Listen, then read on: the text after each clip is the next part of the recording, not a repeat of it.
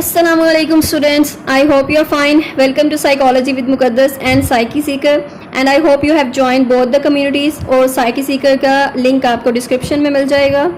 Don't forget to join that community also. और उसमें भी सेम आपको साइकोलॉजी से रिलेटेड ही मटेरियल मिलेगा. जो भी आपके कॉन्सेप्ट्स हैं वो क्लियर हो जाएंगे. And so far we have discussed about T test, G test, F test and correlation, and I hope I made it clear. और आपको सारे कॉन्सेप्ट्स जो हैं वो क्लियर हो चुके हैं. And please do share your feedback in comment section, ताकि हमें एक आइडिया हो जाए कि आपके कॉन्सेप्ट्स जो हैं क्लियर हो रहे हैं, आपके लिए ये वीडियोज़ बेनिफिशियल हैं. So let's start today's topic, that is lesson number 37, PSY 516 Statistics in Psychology. Introduction to regression है इसमें. रिग्रेशन क्या होता है, रिग्रेशन कोरिलेशन से किस तरह डिफरेंट है, और कॉजल रिलेशनशिप जो होता है उससे भी डिफरेंट है. रिग्रेशन में हम रिलेशनशिप जो है वो चेक करते हैं, एसोसिएशन चेक करते हैं दोनों वेरिएबल्स की, और उनमें यानी क्या एसोसिएशन है, वो किस तरह से आपस में रिलेटेड हैं, और किस तरह से एक वेरिएबल दूसरे को इन्फ्लुएंस कर रहा है. और इसके अलावा रिग्रेशन जो है कॉजल से भी कुछ लोग इसको मिसमैच कर देते हैं, और वो ये है कि कॉजल में हम कॉज एंड इफ़ेक्ट जो है रिलेशनशिप चेक करते हैं, जबकि रिग्रेशन में हमारे पास दो वेरिएबल होते हैं, इंडिपेंडेंट डिपेंडेंट वेरिएबल, लेकिन हमने उसमें कॉज एंड इफ़ेक्ट रिलेशनशिप नहीं डिस्कवर करना होता, बल्कि हमने उसमें प्रिडिक्शन देखनी होती है कि एक वेरिएबल जो है वो कितनी प्रिडिक्शन करता है दूसरी वेरिएबल की, और किस तरह उसको प्रिडिक्ट करता है, उसको एस्टिमेट लगाता है, ताकि फ्यूचर में जो है हमें अंदाज़ा हो जाए कि अगर एक वेरिएबल जो है उसकी इतनी वैल्यू होगी तो दूसरे वेरिएबल की इतनी वैल्यू होगी. यानी हम उसका एस्टिमेट लगा लेते हैं कि एक वेरिएबल जो है वो किस तरह से दूसरे वेरिएबल को इन्फ्लुएंस कर रहा है. फॉर एग्जाम्पल यहाँ पे इन्होंने लीनियर रिलेशनशिप की एक फॉर्मूला बताया है, जो कि यूज़ होता है रिग्रेशन का फॉर्मूला है.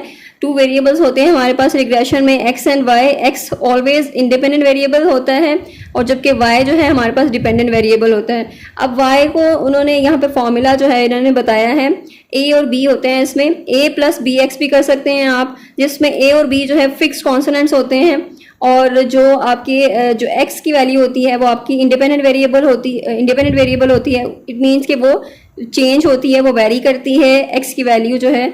और नेक्स्ट इन्होंने एग्जांपल एक दे दी है जिसमें इन्होंने इस फॉर्मूला को डिस्कस किया है. इसको मज़ीद हम एक्सपेंड करेंगे, ए और बी को देखेंगे. अगर हमारे पास वैल्यूज़ दी होती हैं वाई की, एक्स की, तो हम किस तरह से उसको कैलकुलेट करते हैं. सिंपल सा यहाँ पे इन्होंने एक एग्जांपल मेंशन की है कि अगर लोकल वीडियो स्टोर है उसमें मेंबरशिप जो है आपकी $5 पर मंथ होती है, जबकि उनकी अगर वो रेंट पे वीडियोस अगर कोई लेता है वहाँ पर तो $2 जो है वहाँ पर उनकी वो प्राइस होती है. सो यहाँ पर टोटल कॉस्ट जो है एक मंथ की कितनी होगी उसको हमने कैलकुलेट करना है. So y is equal to 2x. 2 जो है हमारे पास जो $2 उन्होंने चार्ज किए हैं रेंट पर वीडियोस देने के, प्लस 5 जो है हमारे पास ए की वैल्यू है, यानी जो फिक्स्ड वैल्यू है $5 पर मंथ की मेंबरशिप जो है उनकी वो है. और बी की वैल्यू को हम स्लोप भी कहते हैं. स्लोप इसलिए कि वो डिटरमिन करती है कि कितना ज़्यादा एक्स में अगर चेंज आता है तो उसको जो वाई की वैल्यू है वो ज़्यादा चेंज होगी. और यहाँ पर स्लोप है, इट मीन्स कि जितनी ज़्यादा आपकी एक्स की वैल्यू होगी स्लोप उसके साथ मल्टीप्लाई करना है आपने, तो इट मीन्स वाई की वैल्यू भी उतनी ज़्यादा इंक्रीज़ करेगी. और अगर एक्स की वैल्यू सपोज 0 होगी, यानी कि कोई वीडियो रेंट पर नहीं ली गई, तो इट मीन्स कि वाई की वैल्यू जो है वो फिर वाई इंटरसेप्ट पे डिपेंड करती है. और वाई इंटरसेप्ट क्या है, यहाँ पर ए की वैल्यू है जिसे हम वाई इंटरसेप्ट कहते हैं.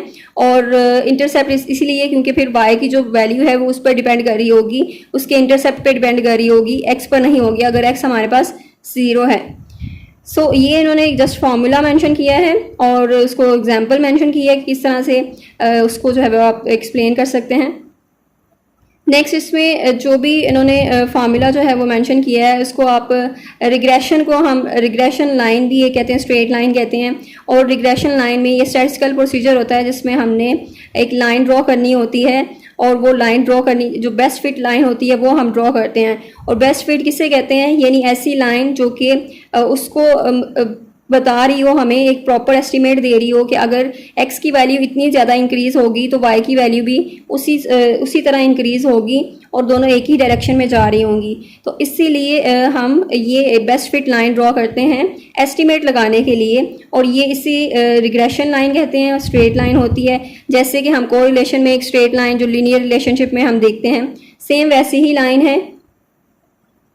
और इन्होंने फिर वही चीज़ें बताई हैं कि अगर b जो है वो स्लोप वैल्यू स्लोप कहते हैं, और y और जो है a जो है वो इंटरसेप्ट है। लीस्ट स्क्वायर सॉल्यूशन हम यहाँ पर यूज़ करते हैं। अब जो हमारी बेस्ट फिट जो लाइन होती हैं वो बेस्ट फिट इट मीन्स कि उसमें और जो हमारी डेटा पॉइंट्स हैं, जो डेटा हमारी वैल्यूज़ हैं, उनमें ज़्यादा डिफरेंस नहीं होना चाहिए। जैसे कि यहाँ ग्राफ में मेंशन है, जो डॉट्स हैं ये मेंशन कर रहे हैं आपकी डेटा वैल्यूज़ क्या हैं, आपकी एक्स की वैल्यूज़ क्या हैं। और यहाँ पर जो बेस्ट फिट लाइन एक ड्रॉ की गई है वो प्रिडिक्टेड लाइन है। इट मीन्स वो एस्टिमेट है आपका, आप एस्टिमेट कर रहे हैं कि इतनी वैल्यू जो है वो इंक्रीज़ होगी और y की वैल्यू इतनी इंक्रीज़ होगी। सो यहाँ पर जो जितना आपकी जो प्रिडिक्टेड y है, यानी जो आपने एस्टिमेट लगाया है y का, उससे जो आपकी रियल वैल्यूज़ हैं, जो x की वैल्यूज़ हैं, उनमें कितना डिफरेंस है, इस चीज़ को चेक करना है। सो इसे लीस्ट स्क्वायर सॉल्यूशन कहते हैं, जिससे हम देख सकते हैं कि हमारा डिस्टेंस कितना है, हमारी जो डेटा पॉइंट है वो हमारी लाइन से कितना ज़्यादा उनका डिस्टेंस है। सो यहाँ पर इसको कैलकुलेट करते हैं, यानी डिस्टेंस को कैलकुलेट करने के लिए फार्मूला है y minus predicted y। Predicted y means जो आपका, इसे y हैट से भी डिनोट करते हैं, और प्रिडिक्टेड y का मीन है कि आपकी जो लाइन है, जो प्रिडिक्शन आपने बनाई है, जो एस्टिमेट आपने लगाया है, जो बेस्ट फिटेड लाइन है, रिग्रेशन लाइन है, उससे उसको हम y हैट यानी कि प्रिडिक्टेड y भी कहते हैं। और उससे और जो डेटा वैल्यूज़ हैं आपकी, उसका यानी y की जो रियल वैल्यूज़ हैं उससे कितना ज़्यादा डिस्टेंस है। तो इसीलिए हम लीस्ट स्क्वायर सॉल्यूशन यूज़ करते हैं। फर्स्ट ऑफ ऑल हम डिस्टेंस यानी देखते हैं उसका, y माइनस प्रिडिक्टेड y करते हैं और उसको फिर स्क्वायर उसका लेते हैं, बिकॉज वो पॉजिटिव नेगेटिव वैल्यूज़ होती हैं, तो उसको हमने सिंपल करना है, यूनिफॉर्म करना है।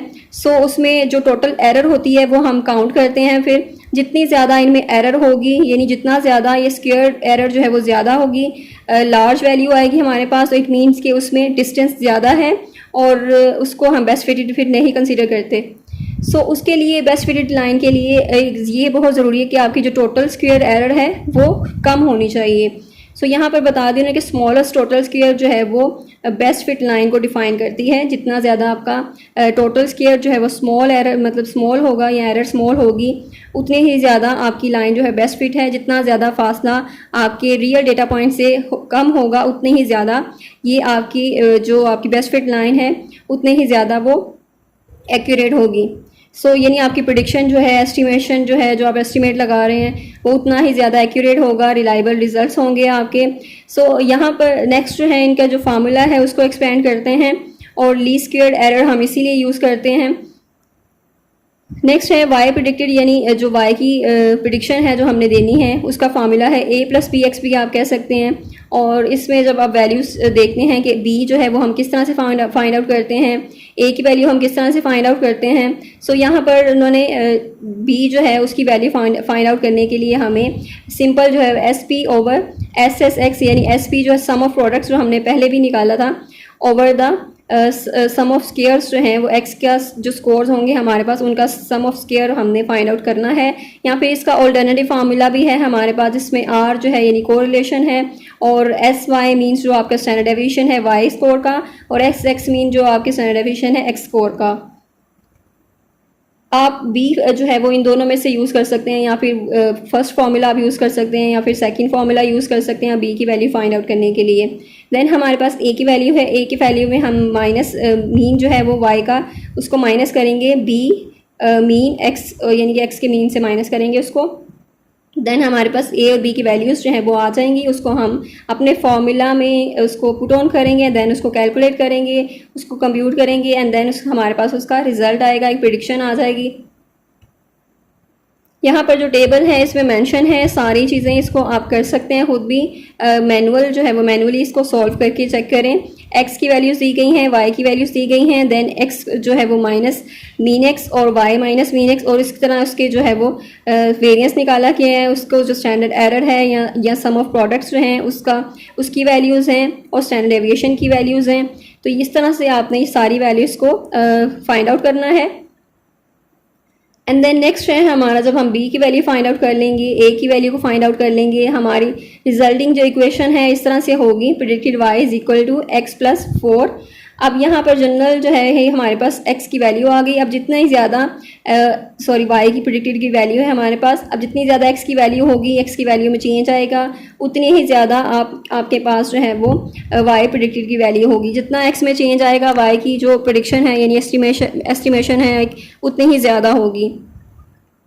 सो नेक्स्ट है स्टैंडर्ड एरर ऑफ एस्टिमेट, यानी आपकी जो ये स्टैंडर्ड डिस्टेंस है आपको बताता है जो प्रिडिक्टेड वाई की वैल्यूज़ में है रिग्रेशन लाइन पे, और जो एक्चुअल वैल्यूज़ हैं वाई की या प्रिडिक्टेड वैल्यूज़ हैं उन दोनों में कितना डिस्टेंस है उसको ये काउंट करता है स्टैंडर्ड एरर ऑफ एस्टिमेट, यानी हम उसका एस्टिमेट लगाते हैं कि हमारे पास स्टैंडर्ड एरर जो है वो कितनी है।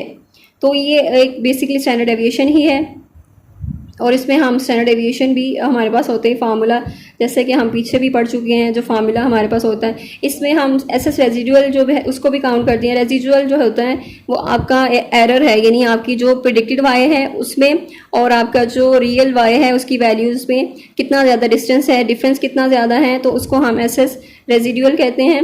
और एसएस जो है वो आपका सम ऑफ स्केयर्स है, और देन उसका जो फार्मूला है यानी आपका जो आप इसको डिस्टेंस को आप करते हैं y माइनस प्रेडिक्टेड y, उसका स्केयर जो है करके देन सम उसका लेना है। उसके बाद नेक्स्ट है आपके पास वेरिएंस, यानी वेरिएंस कितना हो आपके पास, तो वेरिएंस की वैल्यूज़ क्या है, S S over D F यानी डिग्रीज ऑफ फ्रीडम है। यहाँ पर आपने एस एस फाइंड आउट करना होता है, जिसमें सम ऑफ स्केयर्स आप फाइंड आउट करते हैं। जो टेबल दिया गया है उसमें आपने वो वैल्यूज़ में एस एस में फाइंड करना है, और देन आपने डी एफ जो है वो डिग्रीज ऑफ फ्रीडम आपने देखना है। n-2 का इसमें एस्टिमेशन जो है वो डिग्रीज ऑफ फ्रीडम है। डिग्रीज ऑफ फ्रीडम के बारे में भी हम बहुत बार बात कर चुके हैं, अब वीडियो बहुत लंबी हो जाएगी।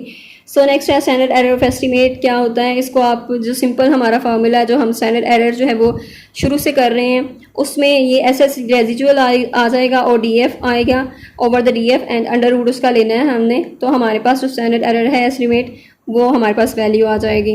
अब अजम्पशंस क्या है रिग्रेशन की, रिग्रेशन में क्या होता है, क्या चीज़ें ज़रूरी हैं रिग्रेशन में, डेटा आपका लीनियर फॉर्म में होना चाहिए, और जब आप दोनों ऑब्जर्वेशन लेते हैं और रेजिजुअल जो है वो टर्म्स में वो अनकोरिलेटेड होनी चाहिए, इंडिपेंडेंट होनी चाहिए आपस में, यानी कोई वैल्यूज़ जो है आपस में मैच नहीं करनी चाहिए। सारे जो डेटा पॉइंट्स की वैल्यूज़ हैं सबकी वो डिफरेंट होती हैं, को अनकोरिलेटेड होती हैं, एंड इवेंचुअली यहाँ पर लैक ऑफ ऑटो कोरिलेशन, यानी कि ऑटो कोरिलेशन ही होनी चाहिए बल्कि आपकी अनकोरिलेटेड वैल्यूज़ होनी चाहिए। अजम्पशन क्या है, auto correlation can be tested with the Durbin Watson test, इसको हम इस टेस्ट से भी कर सकते हैं, टेस्ट कर सकते हैं, और जिसमें हम कैलकुलेशन या कोरिलेशन देखते हैं कि एरर्स में कितनी ज़्यादा कोरिलेशन है और कितनी ज़्यादा एडजस्टेंट जो आपके रेजिजुअल्स हैं, जो एडजस्टेंट्स आपके एरर हैं, जो पास की जो वैल्यूज़ होती हैं कितना ज़्यादा वो कोरिलेटेड हैं आपस में। सो इसको चेक करने के लिए हम डर्बिन-वॉटसन टेस्ट यूज़ करते हैं।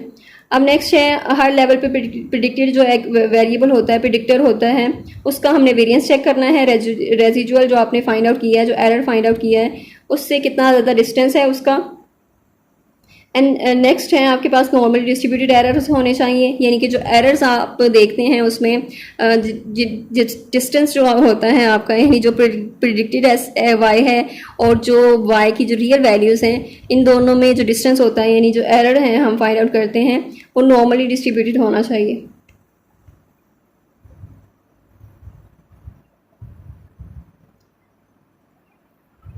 नेक्स्ट है all predicted values must be quantitative, यानी कंटिन्यूस पे होना चाहिए, कैटेगोरिकल होना चाहिए विद 2 कैटेगरीज, और आउटकम वेरिएबल जो है वो क्वांटिटेटिव होना चाहिए यानी कंटिन्यूस होना चाहिए, और नो परफेक्ट मल्टी कोलिनेरिटी, यानी एक मॉडल जो है वो उसके एक से ज़्यादा प्रिडिक्टर हैं, then there should be no perfect linear relationship, और यहाँ पर यानी प्रिडिक्टर जो हैं आपके ज़्यादा हैं, जो आपकी इंडिपेंडेंट वैल्यूज़ हैं वो ज़्यादा हैं, और ये हम नेक्स्ट फर्दर जो लेक्चर्स हैं उसमें चेक करेंगे। जो मल्टीपल रिग्रेशन होता है उसमें एक से ज़्यादा इंडिपेंडेंट वेरिएबल्स होते हैं, जबकि डिपेंडेंट वेरिएबल हमेशा एक ही रहता है।